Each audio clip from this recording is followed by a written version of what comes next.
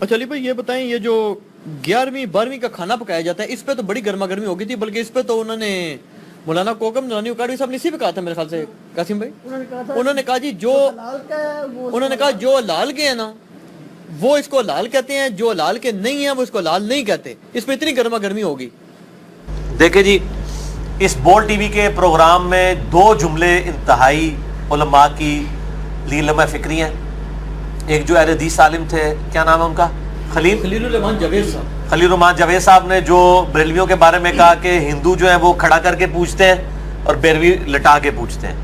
یہ بالکل غلط جملہ بولا ہے۔ بریلوی پوچھتے نہیں، اگر کچھ جوہلا اس طرح کے کام کرتے ہیں تو یہ بالکل غلط ہے کہ ایک مکتب فکر کو آپ کیٹاگوریکلی اس طریقے سے کہیں۔ قبروں سے مانگنا غلط ہے، قبر کو پوچھتا ہے یا سجدہ کرنا چند جوہلا کرتے ہیں، ان کے علماء یا ان کی کتابیں تو اس کو آن نہیں کرتی ہیں، اور دعوت اسلامی والے میجورٹی ہیں، بتائیں یہ کون سے قبر کو سجدہ کرتے ہیں جا کے، یہ جملہ۔ اور دوسرے جو کوکب نورانی صاحب جن کے لیے بڑا مشہور ہے جی، میرے نبی پاک صلی اللہ علیہ وسلم، لوگ کہتے ہیں بڑے میٹھی میٹھی باتیں کرتے ہیں، پتہ چل گیا کتنے میٹھے ہیں۔ اتنی گندی بات کی ہے کہ کوکب نورانی کی اپنی اولاد یا اس کی بیوی یہ سنے تب وہ اس کو گھر میں نہ داخل ہونے دے، اور اس وقت بے شرم ہے وہ ڈاکٹر عامر لیاقت یزید، میں اس کو حسین تو کہتے ہیں، مولا حسین کا نام بھی نہیں اس کے ساتھ لینا چاہوں گا، کہ اس نے جو ہے نا اس کو ٹوکا بھی نہیں ہے، یہاں اس نے کہا جی خلیل صاحب میرے کہنے میں معافی مانگ دینا، بھائی کوکب نورانی سے کیوں نہیں معافی منگوائی؟ بیسیکلی مسئلہ یہ ہے کہ وہ دیکھتا ہے کہ پبلک ڈائنامکس کیا ہے، دونوں نے چھڑلیں چھوڑی ہیں، انتہائی یعنی آپ سمجھیں کہ غلیظ زبان استعمال کی ہے، دونوں کو اللہ سے بھی توبہ کرنی چاہیے، پبلک سے بھی معافی مانگنی چاہیے۔ خلیل صاحب نے تو پھر بھی تھوڑی بہت ڈھکے چھپے الفاظ میں کہا کہ میں معذرت کرتا ہوں، کوکب نورانی نے نہیں مانگی۔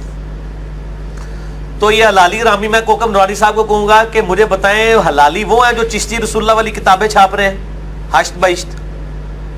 حلالی وہ ہیں جو کشف المحجوب جس میں نبی علیہ السلام کا سکینڈل زید ابن حارثہ کی بیوی کے ساتھ لکھا ہے، 4.5 لاکھ لوگ یوٹیوب پہ صرف ایک چینل پہ وہ میرا کلپ خادم رضوی کو چیلنج آپ لکھیں، میں نے وہ دکھایا ہے۔ یہ لوگ حلالی ہیں جو یہ کتابیں چھاپ رہے ہیں اور ان بزرگوں کا دفاع کر رہے ہیں، ہم تو ان سے پوچھتے ہیں، کیونکہ سورہ القلم میں آیا نا بعد ذالک زنیم، یہ سناتے ہیں نا کہ جو گستاخ رسول ہے وہ اس کی اصل میں خطا ہوگی، وہ حرامی ہوگا، تو حرامی تو وہ ہیں کہ جنہوں نے گستاخانہ کتابیں چھاپی ہوئی ہیں، تو یہ ان کی ڈاکٹرائن میں ہم ان کو ساری دکھاتے ہیں، یہ ان کو کیوں نہیں حرامی کہتے؟ ان کتابیں چھاپنے والوں کو، کتابیں لکھنے والوں کو اپنے گھر کی خبر لے نا، تو دوگلی پالیسی انہوں نے کیوں بنائی ہوئی ہے؟ اور مفتی احمد جان خان نعیمی صاحب جال حق کے اندر انہوں نے نبی علیہ السلام کو شکاری کے ساتھ تشبیہ دی ہے نور و بشر والے مسئلے کے اندر، ان کو کیوں نہیں کہتے؟ چلو جی پرانی کتابیں تو میں حوالے دے دوں گا، کشف المحجوب، ہشت بہشت، میں نے اس کے حوالے ویڈیو میں کیمرے میں دکھائے ہیں، آپ لکھیں علامہ خادم حسین رضوی کو اوپن چیلنج، میرا وہ کلپ کھل جائے گا، سارے گالی نکال رہے ہیں، جواب کوئی نہیں دے رہے، اور آپ کہہ رہے ہیں وہ کتابیں تبدیل ہو گئی ہیں، اچھا جی پھر میں تھوڑا مجدد ہاں جنہیں تو دسیا کتابیں تبدیل جے چھاپنی ہے، بند کرو نا، ساڑو نا انہوں اگر تبدیل ہو گئی ہیں۔ یہ مفتی احمد نعیمی صاحب تو ابھی فوت ہوئے ہیں 40-50 سال پہلے، یہ گجرات شہر یہاں سے تقریباً 50 منٹ کی مسافت، یہ کتاب بھی تبدیل ہو گئی ہے، یہ دکھائیں جی، اس کی میں ان کو گستاخی دکھاتا ہوں۔ حلالی اور رامی کی بات کی ہے نا کوکب نورانی صاحب نے، تو میں ان کو بتاتا ہوں کہ کون لوگ ہیں جو نبی علیہ السلام کی گستاخی کرتے ہیں۔ بعد ذالک زنیم، یہ آیت ان کے اوپر فٹ کریں، جال حق قادری پبلیکیشن کی چھپی ہوئی ہے جی، میں کار نہیں بنائی، نور و بشر کی بحث ہے، مسئلہ بشریت پہ اعتراضات، یہ سب میں نے انڈر لائن کیے ہیں، صفحہ نمبر آگے پیچھے ضرور ہو سکتا ہے آپ کی پبلیکیشن میں، لیکن یہ جو صفحے میں نے آیات انڈر لائن کیے ہیں، یہ جو میں انگلی سے اشارہ کر رہا ہوں نور و بشر کی بحث والے، اس کے اندر میں مفتی احمد نعیمی صاحب کی صراحتاً نبی علیہ السلام کی شان میں گستاخی، پھر میں پوچھتا ہوں کہ ان کو کیوں نہیں آپ لوگ حرامی کہتے ہیں اپنی ڈاکٹرائن میں؟ ان بزرگ بابوں کو حرامی کیوں نہیں کہتے ہیں؟ باقی سب کو آپ کہتے ہیں۔ اچھا لو سنیں جی، قل انما انا بشر مثلکم پہ اعتراض ہوا نا کہ جی یہ آپ لوگ آیت پیش کرتے ہیں نبی علیہ السلام بشر تھے، ظاہر ہے بشر تو سارے ہی مانتے ہیں، ہماری طرح بشر نہیں، نعوذ باللہ، یہ بھی بعض اوقات اہل حدیث سے بھی غلو ہو جاتا ہے، شان میں ہماری طرح نہیں ہے، ایز اے ہیومن اسپیشیز وہ انسان تھے۔ اس کا جواب دیتے ہوئے کہتے ہیں کہ قرآن میں جو آیت ہے نا کہ نبی تم فرما دو کہ میں تم جیسا بشر ہوں، وہ کہتے ہیں کہ دیکھیں، اور اللہ کی طرف سے خود وغالت کریں، اللہ تعالیٰ فرماتا ہے کہ اللہ کہتا ہے دیکھیں اے محبوب ہم تو آپ کو نہیں کہیں گے کہ آپ بشر ہیں، آپ خود ہی کہہ دیجئے، ہم تو کہیں گے وما ارسلناک الا رحمۃ للعالمین، ہم تو آپ کی شانیں بلند کریں گے، دیکھیں ہم آپ کو بشر نہیں کہنے کے، یعنی مراد یہ کہ گستاخی ہے یہ، تو آپ خود ہی اپنی زبان سے کہہ دیجئے۔ ایک یہ انہوں نے جواب دیا، اور پھر دوسرا لکھتے ہیں نیز اس آیت میں کفار سے خطاب ہے، چونکہ ہر چیز اپنی غیر جنس سے نفرت کرتی ہے، لہذا فرمایا گیا ہے اے کفار تم مجھ سے گھبراؤ نہیں، میں تمہاری جنس سے ہوں، یعنی بشر ہوں۔ شکاری جانوروں کی سی آواز نکال کر شکار کرتا ہے، کہتے ہیں جیسے شکار جو ہے نا، شکاری وہ جانور تتر بٹیر کی آواز نکال کے شکاری شکار کرتا ہے نا، تتر کا اور بٹیر کا،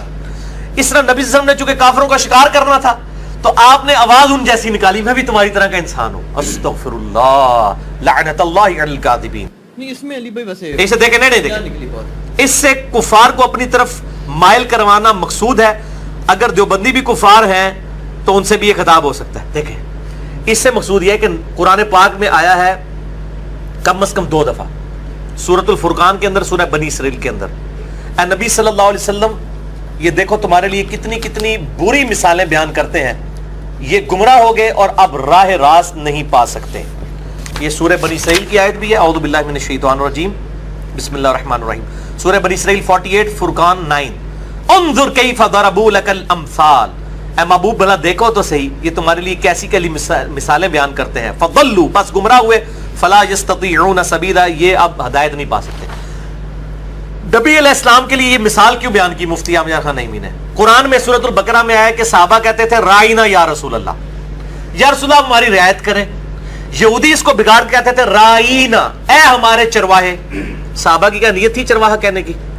تو اللہ تعالیٰ نے تو کہا کہ اے صحابہ تم لا تقولوا رائنا، تم بھی نہ کہو رائنا بلکہ کہو قولوا انظرنا،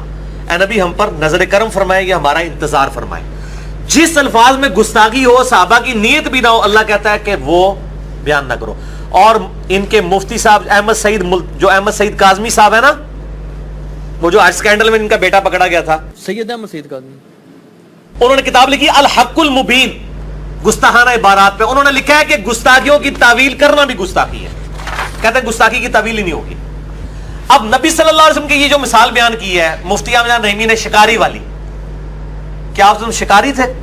قرآن میں تو یہ آیا ہی نہیں ہے کہ آپ نے لوگوں کو گھیرنا ہے، قرآن تو بالکل اس کی الٹ بات کرتا ہے، وما علینا الا البلاغ المبین، اے نبی آپ کا کام صرف پہنچانا ہے۔ اے نبی آپ سے نہیں پوچھیں گے کہ لوگ دوزخ میں کیوں گئے، تو نبی علیہ السلام نے کچھ سیٹیاں مار کے کافروں کو اپنی طرف اٹریکٹ کرنا ہے؟ آپ تو صرف دائی بن کے آئے ہیں، سراجم منیرہ بن کے آئے ہیں، مبشر و نذیر بن کے آئے ہیں، آپ کا کام سیٹیاں مار کے لوگوں کو گھیرنا ہے ہی نہیں، نعوذ باللہ۔ تو یہ اس نے نبی علیہ السلام کو شکاری کے ساتھ منسوب کیا۔ یہی جب حفظ الایمان میں عبارت آئی تھی، اس میں تو حمزہ بریلوی نے کفر کا فتویٰ لگایا تھا اشرف تھانوی پہ، جب اس نے کہا تھا کہ نبی علیہ السلام کو بھی چھٹی حص تھی، جس طرح کہ ایک جانور پاگل اور اس طرح کے لوگوں کو بھی جو ہے وہ چھٹی حص ہوتی ہے کہ ان کو پتہ چل جاتا ہے کیا ہوتا ہے۔ یہ کہتے تھے کہ ہمیں اس سے غرض نہیں ہے انہوں نے پاگل اور جانوروں کے ساتھ تشبیہ کیوں دی ہے نبی علیہ السلام کی، یہاں پہ شکاری کے ساتھ۔ کیا نبی علیہ السلام شکاری بن کے آئے؟ قرآن میں کہیں آیا کہ اے نبی تم شکار کرنے والا بنا کے بھیجا، انا ارسلناک شاہدا ومبشرا ونذیرا وداعیا الی اللہ باذنہ وسراجا منیرا۔ آپ تو ایسے آفتاب ہے جو لوگوں کو چمکا دیتے ہیں، آپ کا کام صرف دعوت دینا ہے، آپ لوگوں کو گھیرنے کے لیے تو آئے نہیں ہیں، صرف دعوت دینے ہیں۔ انا ہدیناہ السبیل اما شاکرا واما کفورا، جس کی مرضی وہ قبول کرے، جس کی مرضی نہ قبول کرے۔ تو میں کوکب نورانی صاحب، میرے نبی پاک، آپ بار بار کہتے ہیں، میں کہتا ہوں میرے کوکب نورانی صاحب، ان کو کیوں نہیں آپ حرامی کہتے ہیں؟ اپنے بزرگوں کو جنہوں نے یہ گستاخیاں کی ہیں، یہ حلالی ہیں، ان کو حرامی کہیں تو یہ زندہ سلامت نہیں جا سکتے۔ میں نہیں کہہ رہا، میرا تو فتویٰ ہی نہیں ہے، میں کہتا ہوں یہ حلالی حرامی کا فیصلہ اللہ نے کرنا ہے۔ اللہ دے بھی حرام دا نکل سکتا ہے تو حرام دے بھی حلال دا نکل سکتا ہے، ٹھیک ہے؟ انبیاء کے بیٹے حلال کے ہی ہوتے تھے، کافر تھے۔ نوح علیہ السلام کا بیٹا کافر تھا، ہے حلال کا تھا لیکن کافر ہے، قرآن میں ہے، ٹھیک ہے نا؟ حلال حرام نہ پڑھو، اے دیکھو۔ اور یہ دکھائیں جی، میں نے یہ پوسٹ مارٹم جو کیا ہے ان بزرگوں کا، سارا بریلوی دیوبندی اہل حدیث ساروں کے بزرگوں کی باتیں، اندھا دھن پیروی کا انجام۔ اس پہ میرا مسئلہ نمبر 71B ہے، لاکھوں لوگوں تک کلپس پہنچ چکے ہیں۔ انڈیا اور پاکستان کے بزرگوں کی 19 گستاخانہ عبارات کا تحقیقی جائزہ، اس میں میں نے ساری گستاخیاں بزرگوں کی نقل کی ہیں، یہ مفتی عامر نعیمی صاحب کی بھی، اشرف تھانوی صاحب کی بھی، حمزہ بریلوی صاحب کی بھی، قاسم ننوتوی صاحب کی بھی، یار میں ان کو صاحب بھی کہتا ہوں، اور ساروں ناموں میں دیکھیں مولانا صاحب لکھتا ہے، اور کہ میں کنی عزت کراں، خود تے شیطانی لشکر کہندے نے جناب، اے اسامہ الرحمن جنہاں نے لکھا ہے جو ہے وہ شیطانی لشکر، اس کو کہا کہ وہابیہ شیطانیہ فرقہ، تو آپ نے دکھایا ہے۔ اور المہند میں خلیل احمد سہارنپوری صاحب بریلویوں کہتے ہیں یہ شیطانی لشکر ہے جو ہم پہ حملہ ور ہو گیا، اسی شیطان اسی مولانا صاحب کہہ کے پکارے ہیں، اور کی نیزت کریے۔ اچھا نہیں بھائی ایک اس پہ یہ اعتراض ہوتا ہے نا, وہ بعض اوقات یہ کہہ دیتے ہیں کہ جی جس بندے کی نیگیٹو مینٹلٹی ہو نا تو وہ, ہمارے علماء نے تو جناب ہزاروں لاکھوں صفحے لکھ دی ہیں, اس میں سے ایک لائن چن کے لے آتے ہیں جی ذہن ہی گندا بالکل صحیح مینٹلٹی ہے. ٹھیک ہے, ہم یہ کہتے ہیں اس کے جواب میں کہ دیوبندیوں نے ہزاروں صفحوں کی کتابیں لکھی, 2000 کتابوں کے مصنف ہیں اشرف علی تھانوی صاحب. تو یہ احمد بریلوی صاحب حفظ الایمان میں سے ڈھونڈ کے ایک عبارت کیوں لے آئے اس پڑیا کے اندر؟